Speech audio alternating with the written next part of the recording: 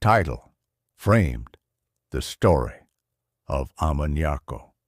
I first met Ama Nyarko in the holding cell of the Medina District Police Station. She sat quietly in the far corner, her arms wrapped around her knees like someone trying to hold themselves together.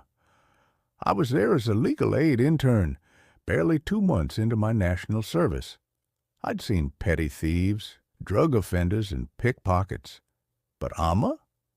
She looked out of place, like a misplaced puzzle piece in a box full of broken parts. She was 24, a final-year accounting student at the University of Ghana. Her records were clean, her references solid, and she had no prior run-ins with the law. And yet, there she was, accused of aiding in a 10,000 Ghana Cedi mobile money fraud. Let me tell you how this whole mess started. Ama worked at a mobile money kiosk in Medina. It wasn't glamorous, but it helped her pay for school and send a little something home to her mother in o4f. She was diligent, logged every transaction, copied IDs, followed all the protocols. But sometimes, doing the right thing doesn't save you. That Tuesday morning, a man walked up to her kiosk wearing a hoodie, said he wanted to withdraw 10,000 Ghanaian cedis, gave her a valid ID and a withdrawal code. Ama verified it. The transaction went through. She gave him the cash. 2 days later, she was arrested. Apparently, the account had been compromised. The original owner, a businessman from Kumasi, had been robbed. His ID and SIM card were used to drain his mobile money wallet. The thief had visited 3 different agents in Accra. Ama's kiosk was the second. When the police pulled CCTV footage, it showed Ama handing over the money. That was all they needed. They charged her as an accomplice. She was denied bail. Her employer distanced himself. "I warned her to be extra careful," he told the police, as if that was enough to hang her. The university suspended her indefinitely. Her mother, who traveled from the village in tears, couldn't even understand the legal terms thrown around in court. Ama kept insisting she had followed protocol, but in the eyes of the system, she was already guilty.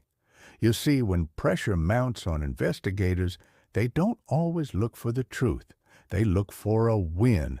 And Ama, poor, young, and powerless, became their trophy. I couldn't sleep the night I read through her case file.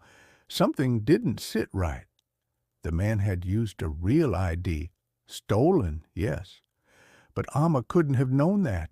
She logged everything, even kept photocopies.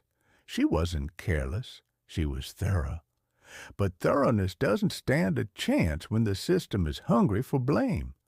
So I started digging. I tracked the transaction trail. Every one of the 3 agents had received a visit from the same man in a hoodie. I visited the Trotro station near one of the kiosks. By some miracle, a fruit seller remembered the hoodie guy tossing something into the trash.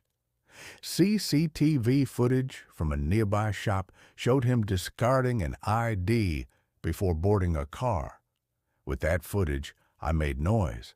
I pushed. I irritated officers, begged superiors, and sent copies to anyone who'd listen. Eventually, the fraud unit in Kumasi arrested a suspect in a separate SIM swap case. During questioning, he confessed that Ama had nothing to do with the operation. She was just one of several unlucky agents they'd used. Ama was released after 149 days in prison. When she stepped out of Nsawam, she didn't smile. She was quiet, pale, and thinner than I remembered. Her mother hugged her like someone trying to reclaim a stolen life. But the damage had been done. The university reinstated her, yes, but the rumors followed her. "That fraud girl," they whispered. "She'd lost her job. She'd lost her confidence. but not her will. Ama graduated the following year without fanfare, no celebration, no social media post. But that's not the end of her story. She now volunteers with the Ghana Innocence Project. She helps others who, like her, were forgotten by the system, buried under paperwork, and dismissed without a voice. I still see her from time to time, calm, focused, determined. Sometimes I wonder how someone can carry so much and still walk with purpose. Then I remember, Ama Nyarko is not just a survivor. She is living proof that injustice doesn't always wear chains. Sometimes it wears a uniform, signs a warrant, or sits quietly in court as a judge stamps the fate of the innocent.